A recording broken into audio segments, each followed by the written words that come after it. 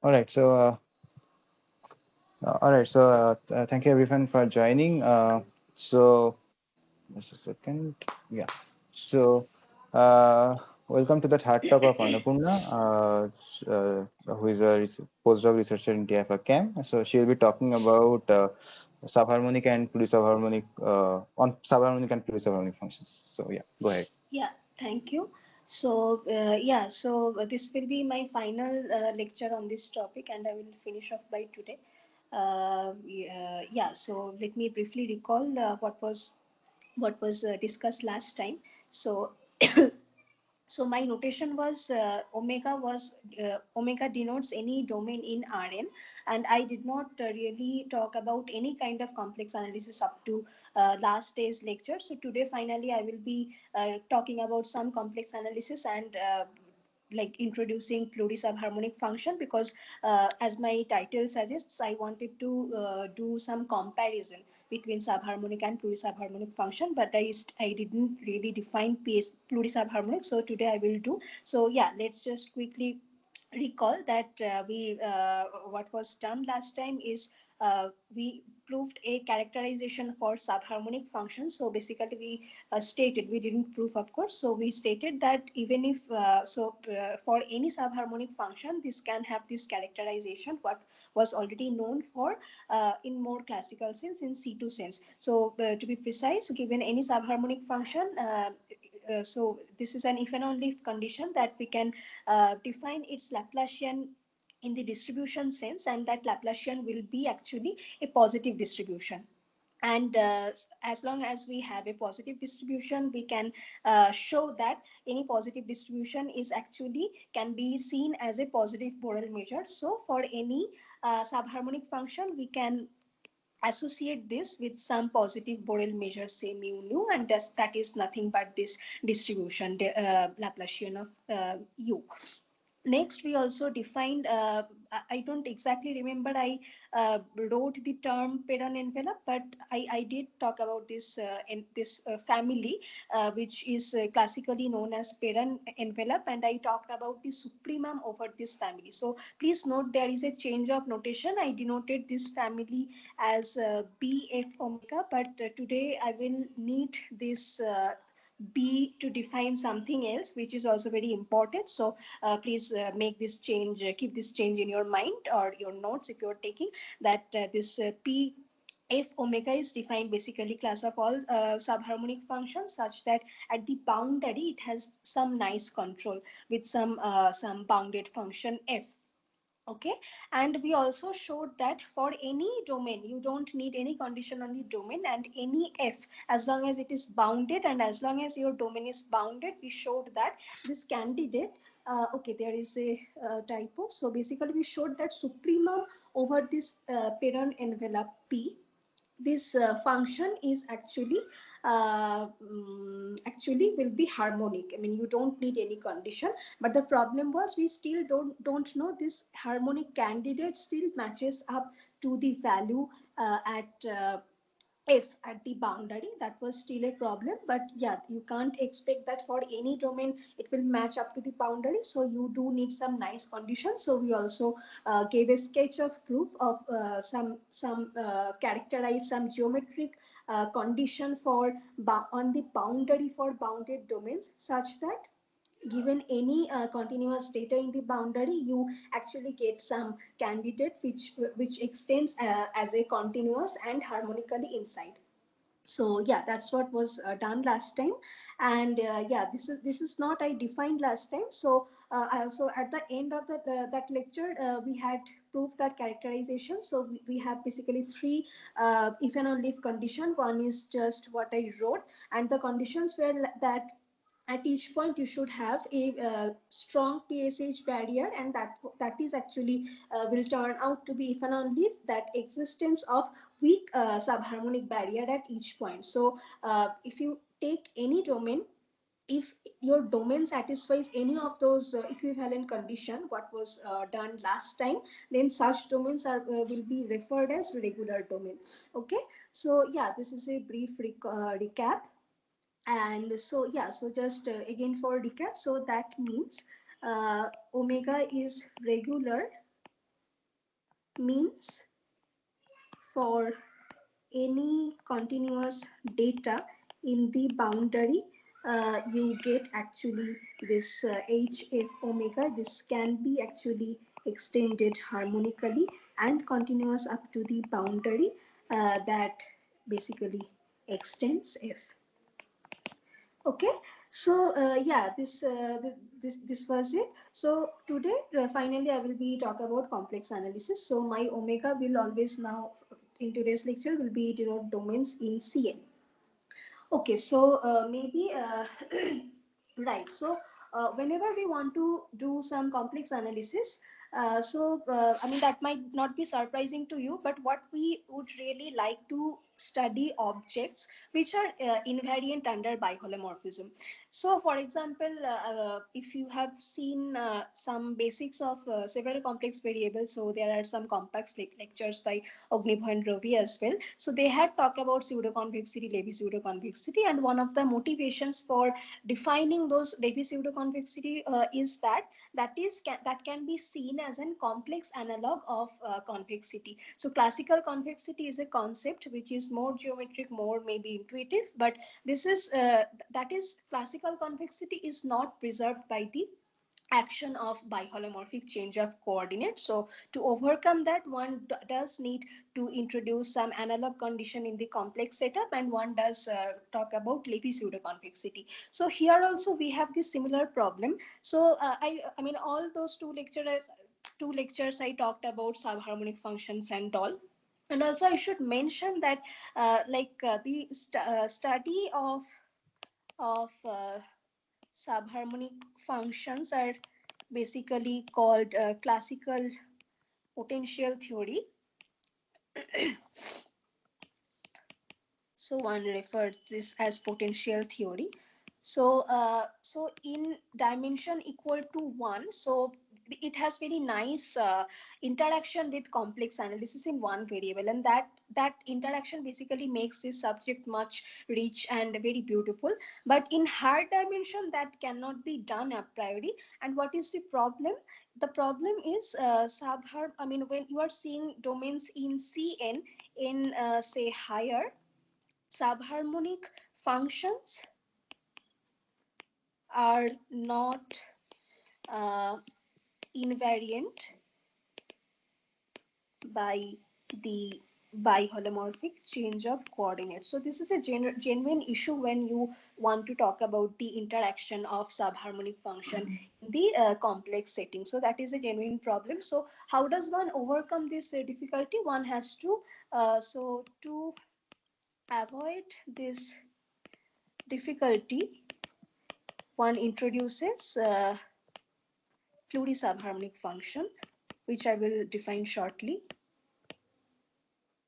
So in abbreviation PSH. So I will keep talking about this PSH term. So PSH functions.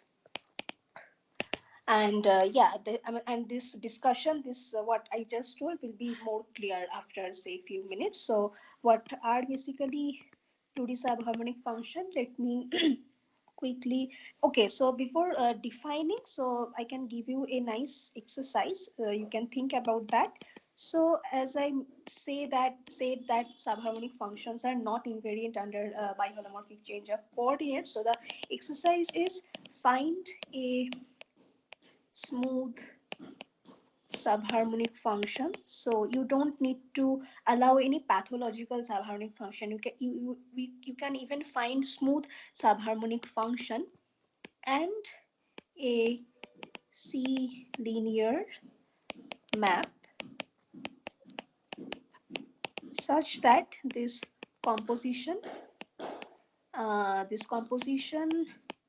is not in subharmonic of C2. So this is a nice exercise. You can think about that. So while I will post the notes, I can give some hint. But yeah, this basically justified what I kept talking about. Okay, so yeah, so this is what it is. So we want to avoid this difficulty, and we uh, finally define the another main protagonist of this lecture series, which are PSH function. So let me define that. So I will start with like subharmonic function, a upper semi continuous function which can take a value minus infinity, but it is not identically minus infinity. Then u is called PSH if you take any point in your domain and you take any complex direction. So since we are talking about direction, just take unit vectors. Then you are seeing this auxiliary function on uh, a slice basically on let me write down a plus. So I think you have I mean you have seen the some previous lectures in compass itself. They might have defined, but yeah, for sake of completeness I should define here as well. So you see this auxiliary function, and where is this function defined? These functions are defined on each of these slices. And what are these slices? These are basically class of, so you can see this so this is basically class of all complex numbers, such that when you see this complex line with the directions xi, which I fixed initially, and basically wherever this complex line intersects omega, you are taking that slice, and that slice is precisely this object omega a uh, omega a psi, and this will be an object in C, and this will be an open set in C. This may not be connected, but this is an open set in C, and in open sets in C, you know what is the meaning of subharmonic function, which we already discussed. So this is the definition. Then this function in one complex variable. So the what is one what does one want? This is either subharmonic on this open set omega, or this is identically minus infinity on each connected component of, sorry, what happened, right, omega. So this is the definition of plurisubharmonic function. Okay, so and class of all plurisubharmonic functions will be denoted as PSH of omega. And also let me give you a very quick example. So for subharmonic, we were interested in examples which had nice interaction with objects in complex analysis. So here same thing. So for any holomorphic function which is not identically zero, log mod f will be PSH omega, and also you can show that mod f power alpha is also PSH for any positive power.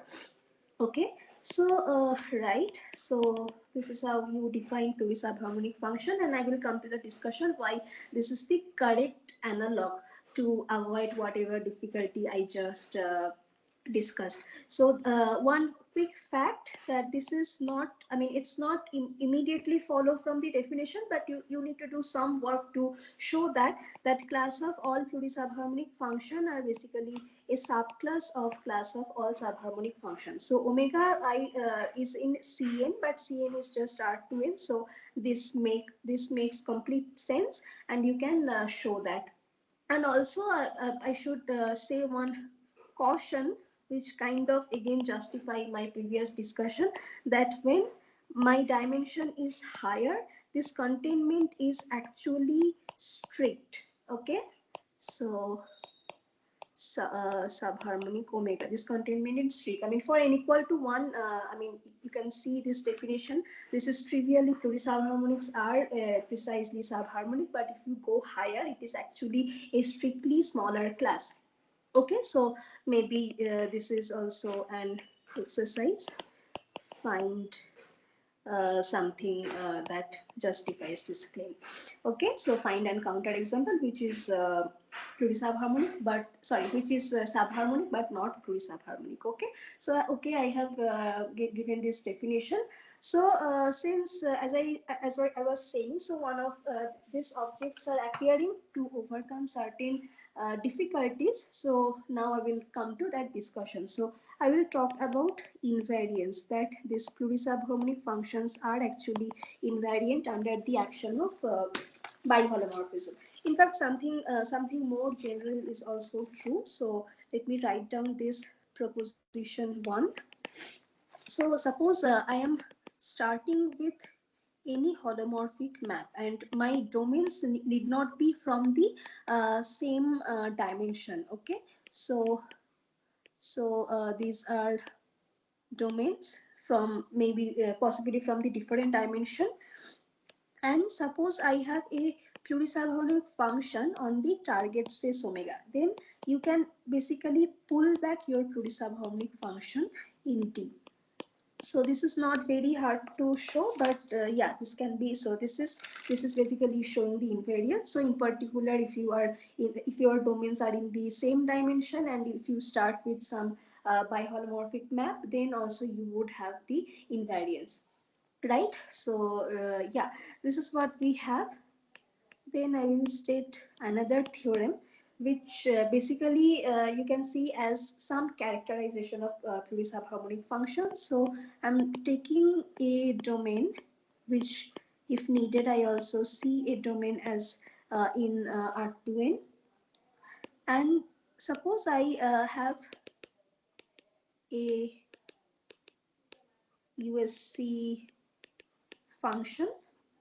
Okay, then what it is saying is this is plurisubharmonic if and only if for any C affine map this composition is subharmonic. Uh, this composition is subharmonic, where this T inverse omega is a domain in R2n. So this you can see as a characterization, and this basically completely justify the discussion that why plurisubharmonic functions are the correct analog when we do talk about change.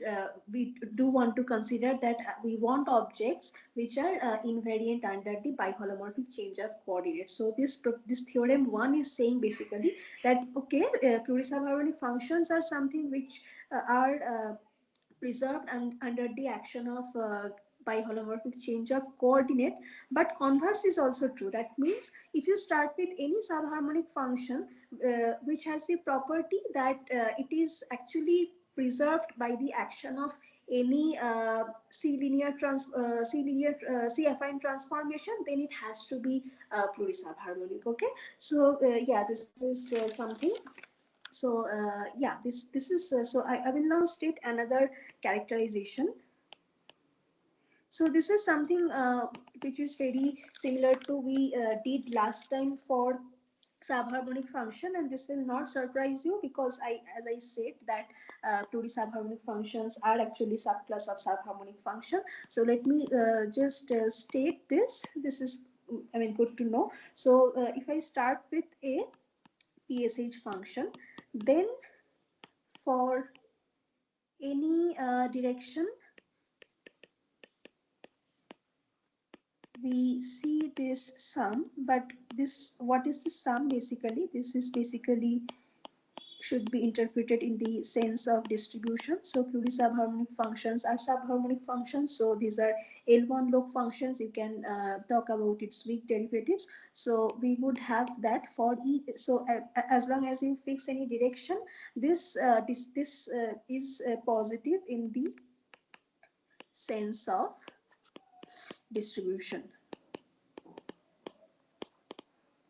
And converse is also true, which means, so I will not write the complete statement. I mean, you may figure out if you're interested, but basically if it is very similar to what we did last time, but it's I mean, you can maybe in the notes I will complete down, but you might be think what should be the converse statement. So if be a distribution such that, I will leave it to you and think about. So what condition on T should suffice that T is actually represented as a subharm PSH function. Okay, so fine. So this is also a characterization.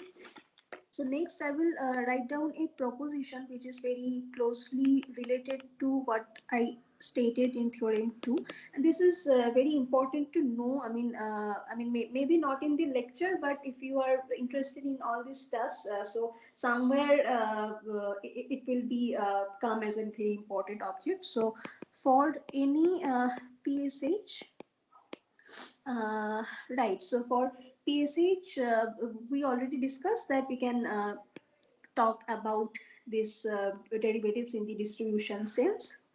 So we can say something more basically. So each distributions, we write this way. So if I'm starting with a PSH, so each distribution del to u del zj del zk bar. So these are not only distribution, these are something more. So this extend as a complex Borel measure, say mu jk, and such that the matrix over this measure mu jk is Hermitian and positive semi-definite. Now, if you remember our discussion last time, it may not seem very surprising to you because we last time we did talk that del u is actually a positive measure for subharmonic function, right? But there is a slightly difference. So I'm not claiming that these are positive measure. I'm saying this is complex measure. Okay, so this is little more subtle. But what will actually happen that if you are considering the diagonal terms, sorry, diagonal terms means these indices are same, they will actually be positive measure, and that will basically simply come from what we already know for subharmonic functions, because diagonal terms basically correspond to when you restrict your PSH over some complex line. So that's how you can manage the diagonal terms, but you still have to show that these other terms also are kind of nice. So they may not extend as a positive measure, but they will extend as a complex Borel measure. So basically all you have to show all these distributions of order 0, so then you can apply to your favorite least representation theorem, and you deduce what it is claimed. So yeah, this is important to note. And moreover, so this matrix will be Hermitian and positive semi-definite. So in particular, when uh, U is just C2 and PSH, we just have some condition in terms of Levy form in the classical sense. So let me just, so it might be familiar to you if you have seen some Levy pseudoconvexity.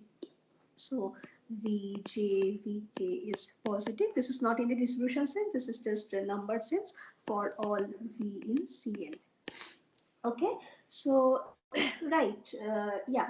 uh, so this basically talk about some important, say, property for and I mean, so this is very important in the sense that which I will not talk about in detail, but so when one talks about pluripotential theory, plurisubharmonic functions, so somehow complex Monge-Ampere equation come up, and to be able to talk about those objects, this proposition is actually very fundamental. Okay, so yeah, that's why I wanted to keep this note. And yeah, now I will finally uh, come to the comparison, which is my title of the talk basically. So I would now, so I defined PSH function, I talked about some property. Now I will finally compare subharmonic and plurisubharmonic functions. Right. So I will maybe start with a definition. Okay. So I know what is a PSH function. So a PSH function U is called a maximal PSH if we have some properties satisfied, and it will be clear in a moment that if for every subdomain which is compactly contained inside your domain omega, and for each V which is USC up to the closure of my subdomain but also PSH inside, we have the property that if V is dominated by U on boundary of D, the same thing will hold throughout. Okay, so a plurisubharmonic function is called maximal plurisubharmonic if this property is satisfied. Okay, so if you remember, in the first lecture I talked about a proposition maybe which was about plurisubharmonic function and harmonic function, which basically say so. Yeah, I kept talking about the comparison with convex functions. So all the discussion was if something is known, some domination is known over the boundary, the same information uh, is propagated inside. So this definition has the same nature. Okay, so this is how you can define something, and this is there is no harm to define this. So okay, and this notation I will denote as MPSH omega. Class of all maximal plurisubharmonic functions will have this notation. So this is not very hard to show this fact that, and this is based on what I just said about comparison of harmonic function, convex function, and so on. Whatever was discussed, you can show that when you are in the one complex, planar domain, when your dimension is one. That is, if I am starting with a domain in C, so in domain in C, subharmonics are exactly same as plurisubharmonic, right? Then this you can show that maximal plurisubharmonic functions are nothing but harmonic function. Okay, so this is not hard to show. So in particular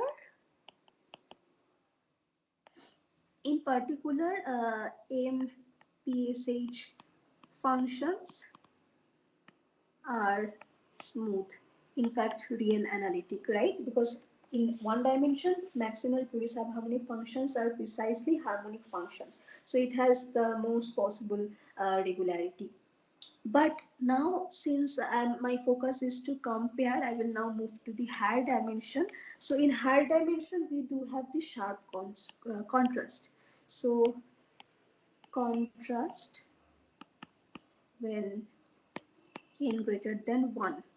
So in higher dimension, this is not really the case. So to say this, let me give you an example. So what was the fact was showing that maximal plurisubharmonic functions are actually harmonic function, and which means they are C infinity smooth.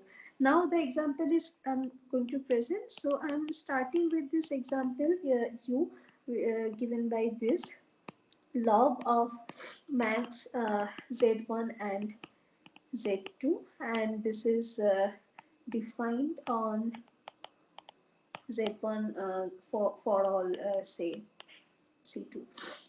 Okay, uh, right. So you can check that u is a maximal plurisubharmonic function on, let me check, this is in c2 or c2 minus 0. Just give me a minute. uh,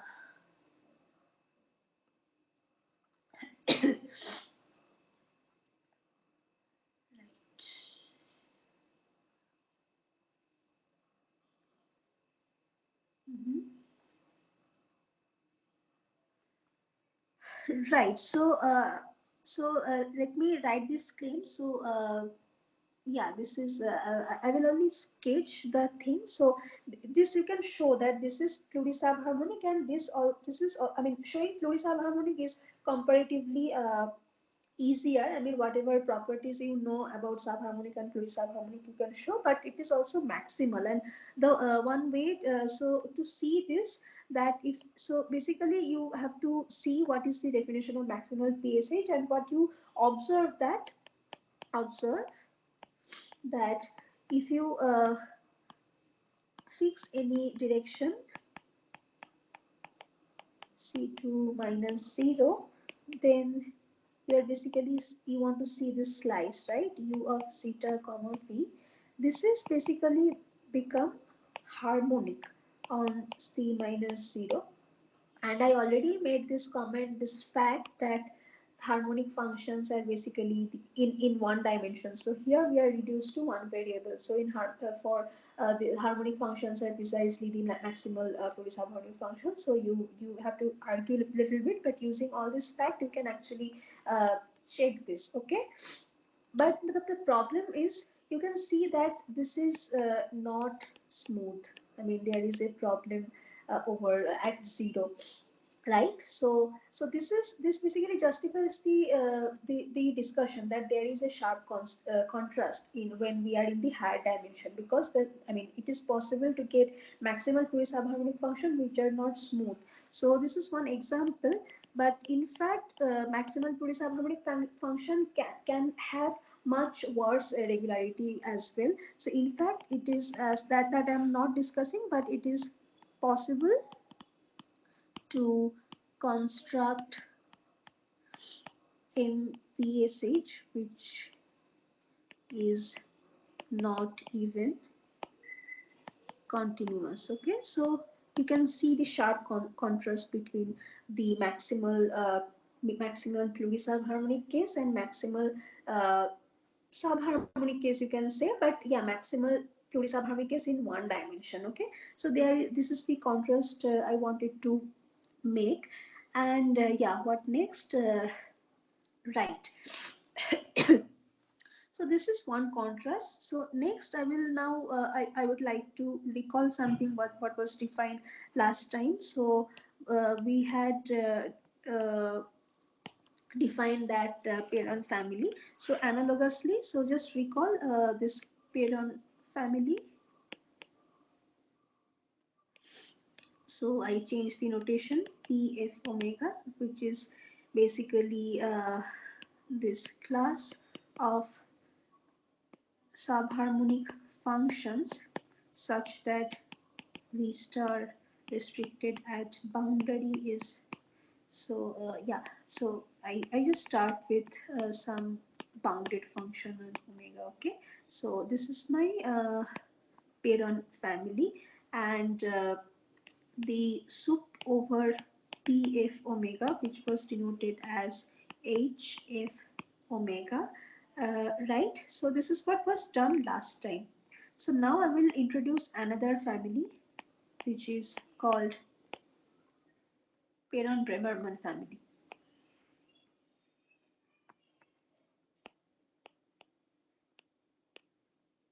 Peron-Bremerman family, and this family will not surprise you because at the end we want to compare subharmonic and plurisubharmonic functions, right? So you can guess, I hope, that this family will be class of all PSH function. So for parent family I was considering subharmonic function, here I am considering plurisubharmonic function. Okay, class of all plurisubharmonic functions such that its boundary behavior has this, and I can write this supremum over BF as, I will denote this as U. Okay, so I would like to contrast these two families now, that Peron family and Peron-Bremerman family. And last time we saw this. This is very. We had proof that this is very nice. This was proved to be harmonic. Now, can you expect the same thing here? So, what can be expected for this family? But no, this family can be very horrible. So there is a again sharp contrast. So for example, if you take domain to be polydisk, and if you start with this bounded function which is given by -1 if z equal to 0 and 0 otherwise, then I will not prove this, but this can be checked that now you consider this Bremerman family and you see this supremum, then this f restricted to del d2. This is my data, this is my bounded data, and my domain is d2, right? So this is f on d2. Okay, so this you can take this as a fact, this you can check. So right, so this is what will happen. So this is not even upper semi-continuous. So there is a very sharp contrast, because in the subharmonic case the family was becoming harmonic, but here it is not even upper semi-continuous. So so you can ask like, okay, so my domain may be very bad, my function may be very bad, so what are the nice domains and nice functions for which we can expect something more, right? So I will now state some sufficient conditions when this uf omega is nice. So I will write one theorem.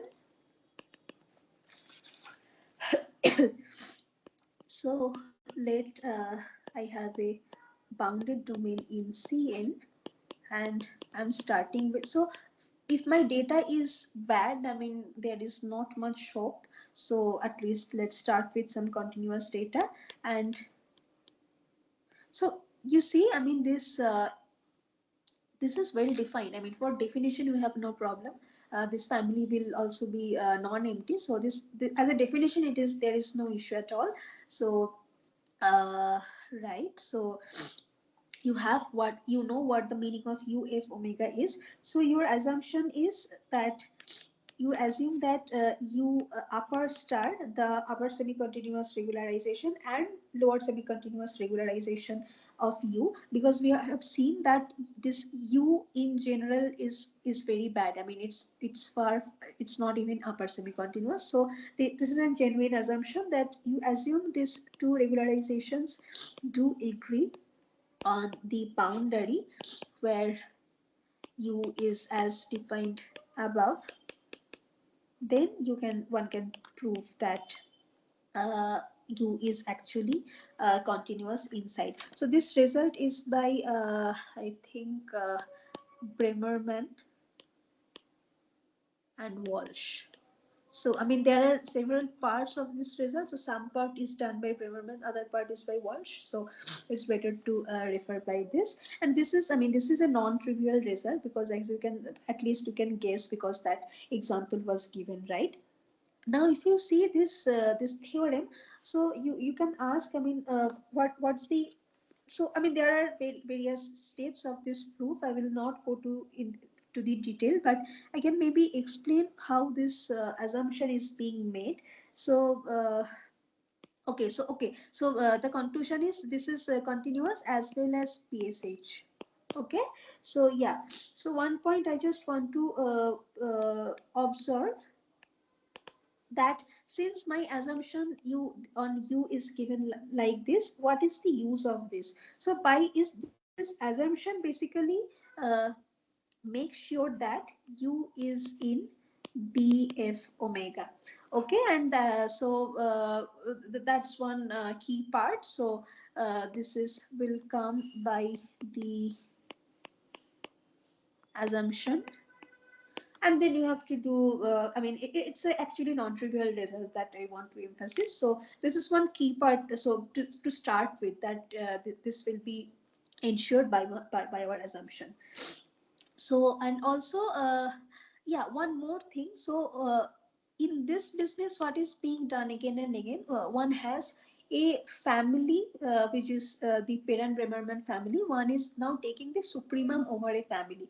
Now this is basically a family over an plurisubharmonic function. Now maximum of two plurisubharmonic functions are plurisubharmonic, but if you have any arbitrary family, this supremum may not be plurisubharmonic. So because the problem, what the problem happens, that supremum is not even upper semi-continuous. So that is the main issue that prevents being plurisubharmonicity. That's why I think last time also I mentioned, so one does take upper semi-continuous regularization over that supremum, and that regularization actually becomes plurisubharmonic. So here in this observation, one can actually show that u star is actually u, and that will enable us to conclude that u is PSH, and showing continuity is very non-trivial. Okay, so yeah, this is one sufficient condition which was given. Now fine, I mean this is genuine sufficient condition, but I mean, in a sense, it's a technical condition because the condition is on U. I mean, U is something can be defined abstractly, and on that abstract object, you have some condition. I mean, on the domain, you don't. Okay, also there is a condition over F as well, but there is no like condition on the on my domain itself. So this is very natural to ask, like, what domain you should start with, and you get something nice behavior of your this function, right? So for this basically some maybe geometric condition on del omega I would like to say. So with this I will state the next result. uh, right, so let I have a domain, and this is a bounded domain, and this be regular. Okay, so you regular is what was I in the beginning I defined what is regular means. So let me recall, that is for any continuous data there is a harmonic extension on my domain, extending if, right? So so yeah, so like last time that what theorem I so there was that necessary sufficient condition that at each boundary point we need the existence of weak barrier or strong barrier, so that you can see some genuine geometric condition on the boundary of omega. So this is now becoming a genuine geometric condition on the boundary. So this is what I want to start with, and as we can expect the data we want to start with is continuous, then also u, which is basically the supremum over the parent Bremerman envelope, this is PSH. Okay, and right, so this is yeah, another condition. So, right, I mean, okay, as a candidate, it is in the inside, it is good. But again, you can ask when you can match up to the boundary, right? So, you still don't know how the boundary behavior of this candidate U is. I mean, unlike the real case, one has to do much more work to get some nice candidate. But again, the issue is still there, that whether that candidate is matching up to the boundary. So to answer that, in this theorem itself, so we can say something more. So if so I started with some if, right? So if satisfies some property that there exists some PSHV. So suppose you are guaranteed that for some magic you do get some PSH extension of F such that V restricted to del omega of F. So this is an assumption, okay? Then we can actually show that this U will actually be, I mean, basically this candidate is basically matching up to the boundary. Okay. So, right.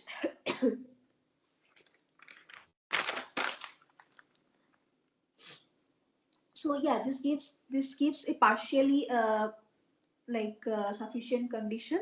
So again, I mean, as I said, this is an assumption. Then you would like to ask that for which domain, I mean, this is automatic, right?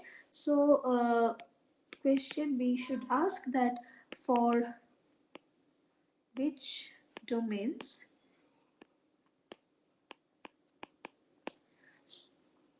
we have this extension automatically. So what we want uh, for any f, just a second.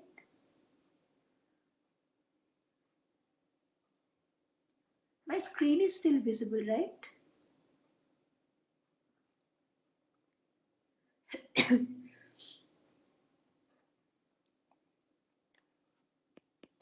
For any continuous data. Hello?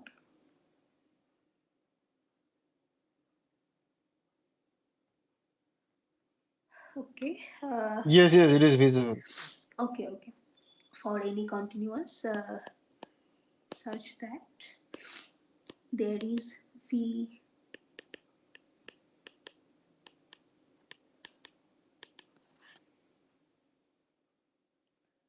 with that basically extends F. So, right. So you can ask that for which domains this you can you can expect this thing. So the answer is, so it's not an answer basically. So you can see this as a definition that domains having an affirmative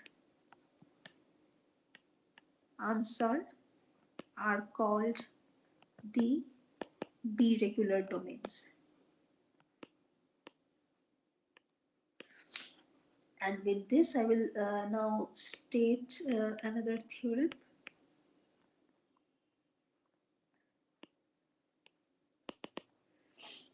So for a bounded domain, the following are equivalent. So number one, that each boundary point of omega has a strong PSH barrier. So I'm not defining it completely because last time I defined what is strong subharmonic barrier. So you just take that definition and change the term subharmonic with PSH. So this is one condition that for each boundary point has a strong PSH barrier. This is equivalent to saying that question is answered. That means for each continuous data there is V PSH omega that basically extends F. Right. So yeah, this theorem are basically this question. You can see one complex version of what was discussed again and again last time. Like we were asking when one continuous data has some harmonic extension, but here we cannot expect harmonic extension, rather pluri-harmonic extension. But I mean, the pluri-subharmonicity is the correct analog. And yeah, and like that characterization was so another fact in the real setting was the following, that existence of strong PSH barrier is equivalent to existence of weak PSH barrier, but this is not the case in this case. So I will write another contrast that Annapurna, exists. Hello, yes. Hello. is there any okay, so I'm asking, is there any Yes. Characterization of domain in terms of regularity, which is the following property. Property means theorem 5 that every continuous function on del omega has Plurisubharmonic extension in the interior of the domain. Yeah, I mean, so those, so basically, just a second. So basically, no, these domains are automatically regular becoming. So regularity will be a necessary condition. Okay. So for having either one or two property, but Regular means in terms of smoothness. So regular means mm, no, okay, regular I defined in the beginning. So regular means yeah, I think I uh, where did I write? yes, One yes, second. no. Uh, okay, yeah, in the beginning also I defined. So this is what I mean regular. Yeah, Yeah, yeah. I mean, I didn't understand your question actually. So no, I'm asking, is there any characterization of domain in terms of smoothness? I mean, C1, C2, C3, no, no, like no. this. I mean, characterization you can't expect. I mean, you need something else. So this be like so.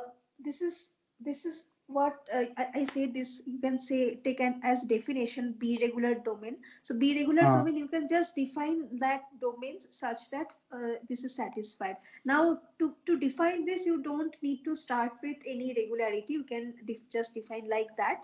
But okay, yeah, but yeah, to produce example, I mean, yeah, I mean, just only like C2 smooth or something will not, like strongly pseudo-convex will of course satisfy this. So there are weakly pseudo-convex domains which are B regular as well, but only having like CK smoothness, you can't say anything. okay, okay.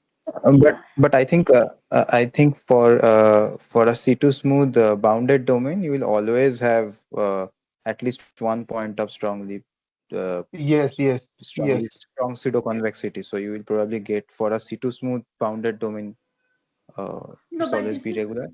no. This is global requirement. I mean, it's not Oh, only at oh, okay, single. okay. Yeah, yeah. I'm saying okay, but then this actually at least the theorem five, one condition will satisfy for those domains. I mean, like any bounded C2 smooth domain. I think uh, No, no, no. theorem For five. bounded C2 domain, you have one point. I mean, you will get one point where you have a Okay, you strong need a PSH full. barrier. I see, I see. I got it, I got need it, got at it each point. Yes. it, got it, got it, got it. Yeah, Yes. yeah. Yes. Yeah, okay. Thank Yeah. So yeah, so this is with this. So I should mention another contrast that existence of strong PSH barrier is not equivalent to weak PSH barrier. Okay. So one example would be polydisc and domains which has weak PSH barrier at each point are known as hyperconvex domains. I mean, you may heard another definition of hyperconvexity, but that is exactly equivalent to existence of weak PSH barrier at each point, and hyperconvex domains are strictly larger class of B regular domains. So, for example, this D2 is a domain which is hyperconvex but not B regular. Okay, so yeah, so I'm just trying to make all this contrast because that's how I wanted to present this lectures actually. So yeah, this is it. So I think I'm almost done. I think so. If I can take like 5 or 10 more minutes, I can say. Can I take? Yes, yes, yes. Let's go ahead. Yeah, because in my abstract I was talking I wanted to plan about talking like some Poisson's instant formula. I will not go into the detail, but since some discussion about Plurisubharmonic functions uh, is done, maybe I can just state what is the complex Monge ampere operator, and So just little insight what I'm trying to learn basically why that weird object is coming into the picture. So this is the like final discussion basically. So last time when I was talking about subharmonic function, if you remember, so some association with measure was being done, right? So basically what was done is subharmonic functions are basically, so let me write down nicely, subharmonic functions are basically seen as sub-solutions of this Dirichlet problem, this PD with boundary value phi, right? So this is my PD, and sub-solutions, subharmonic functions are uh, sub-solution of this PD, right?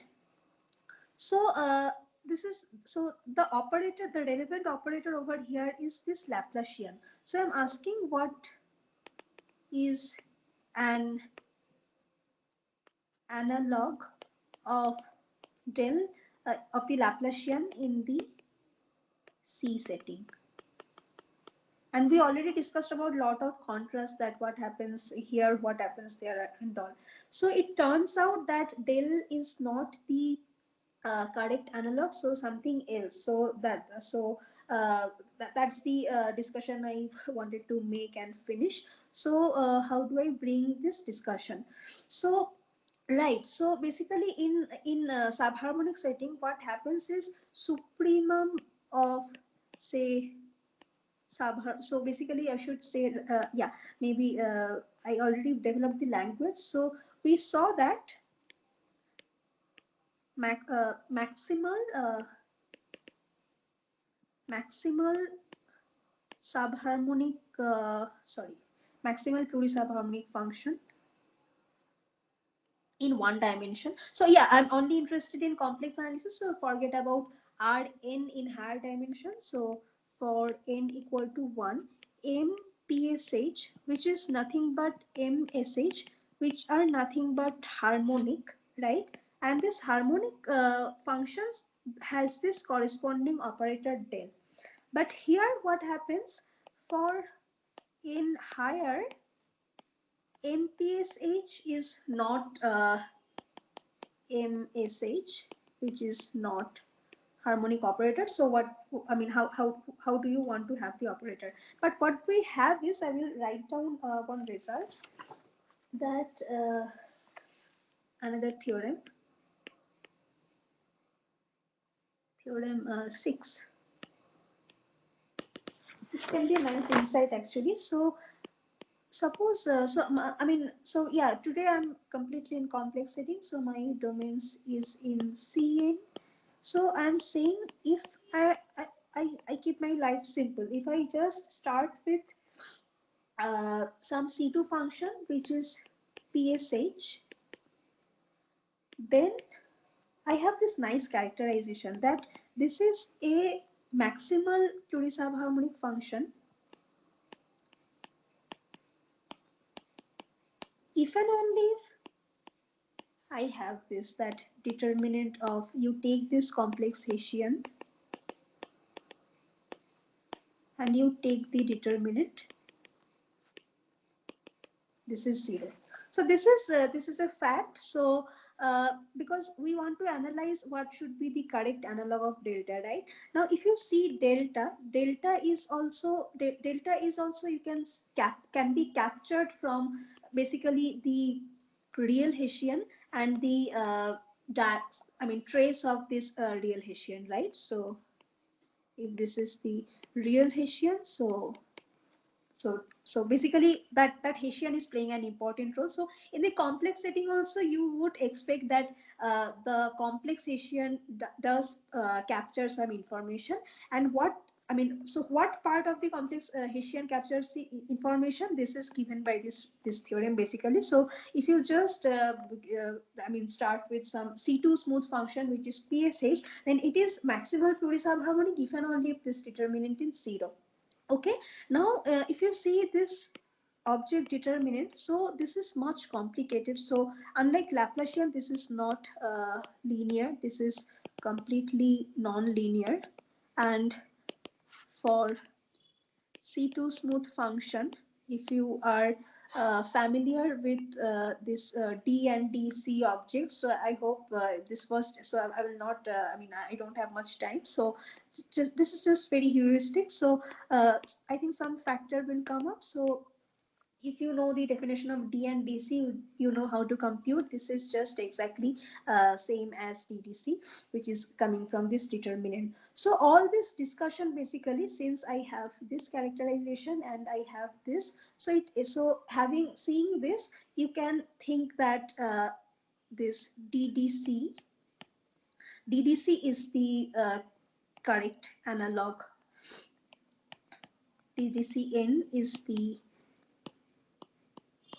correct analog of del when we want to talk about this plurisubharmonic function in the complex setting. And yeah, so we got an candidate that what should be an analogous operator of delta, right? So this is what we have now. So this Dirichlet problem, this is something, so this key, I mean the solution of this is basically harmonic functions, right? Now also I explained that subharmonic functions Laplacian are positive measure. So this is basically I mean, you can actually talk about some, we can also study the generalized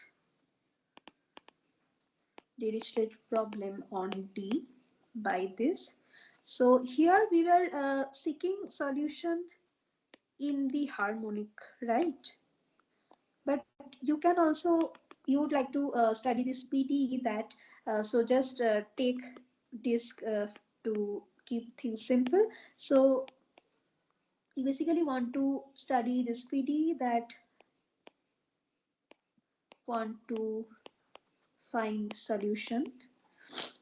You say continuous up to the boundary, and you don't now want harmonic, you just want subharmonic, such that this Laplacian is, I mean, you can't now expect to be zero, but you can expect this to be a positive measure, and the boundary value is given by this. So for some datum, mu should be, say, a positive Borel measure.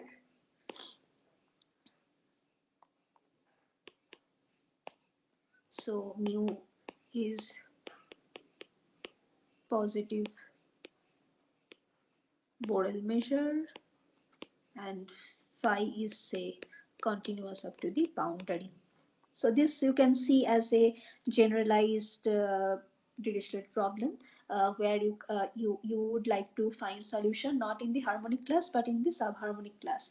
Now since we already defined that in our complex world DDC is the, say natural analog for del, so you would also like to study this following, that Dirichlet problem on complex domains.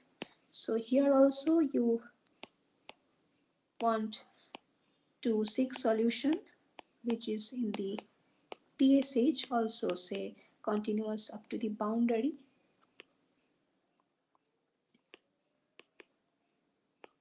such that DDC U is, say, some measure mu, and you have some boundary for some suitable datum. Right, so yeah, so this is known as complex Monge Ampere equation. So all good. I mean, we have this contrasting, comparing objects, but there is a genuine issue over there. So I want to study this PD I have no issue to define this object, because for any subharmonic function, I know what is del Laplacian of mu makes sense in the weak sense, because every subharmonic functions are can be, I mean, you can L1 loop function, so distribution. But here that is not the case. I mean, whatever discussion I made here, I only talk about C2 smooth function. Okay, so and also this is much more complicated. I mean, that del operator is linear. This is fully non-linear. So so once you have some distribution, I mean, you can sort of convolute with linear. I mean, it's possible to define some linear operator over a distribution, but it's not clear that how to deal this non-linearity. And one of the issue you can see that there many of products are involved here, so you don't know how to multiply to distribution. So you know how to add to distribution, but you don't know how to multiply the distribution in general. So this problem is, whatever I discussed is, it's still not well posed. But so I will finish my discussion here. So what has been done, I mean, there is a huge work has been done and it's keep going on. So Beckford and Taylor showed that if you start with u to be PSH and say continuous up to the boundary, then DDCN makes sense. So you can at least define this PD. Then there comes, I mean, first there was two level of difficulty. First, you don't know how to define this PD, and then you don't know how to solve. So for definition, this one there was no difficulty, but here we do have difficulty. So first difficulty is cleared by them, then you know, I mean, you would like to know for which domains there are solutions and you want to study this kind of object. So yeah, so this is it. So yeah, this is called the complex von Jumper equation, and this is very still, I would say, active area of research, and it has some so this I completely talked on the setting of domain, but in the complex geometries there are huge nice collection which relates to very deep problems. So yeah, I want to stop here. Thank you. Yes, thank you a lot. So, any questions?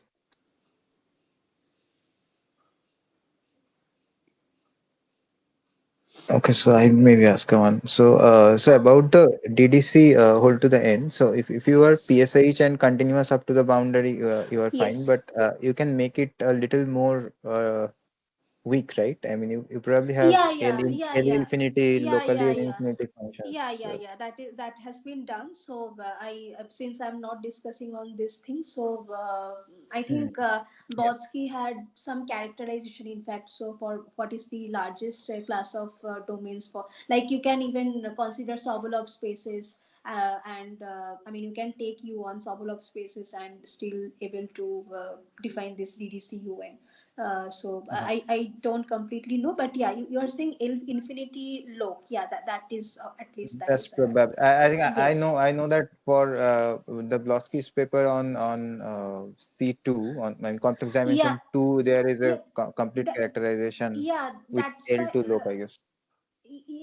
that involves some Sobolev space also, right? No. Yes, absolutely. Yeah, yeah, yeah. It's the probably have to have the gradient to be in L2 locally or Yeah, something like yeah, that. yeah, exactly. So yeah, so actually yeah, this you are saying this characterization on n equal to 2. So yeah, there is, he also has a follow-up paper for higher dimension also. So I Oh, I don't see. remember the Uh-huh. characterization, but that is much more complicated. I mean, I mean, this two dimension is still very like nice, Yeah, I know. Yes. very Yeah, nice and compact, yeah. but in higher dimension things are, I mean, looks much dirty. But he has he did give a characterization in other Uh, dimension also. Yeah. I see. Okay. Yeah, sure. Yes. Okay. Yeah, thanks. Yeah. Any other questions? If not, then okay, we'll leave. Thank you. Yeah, thanks a lot. Yeah. Thank you. Huh.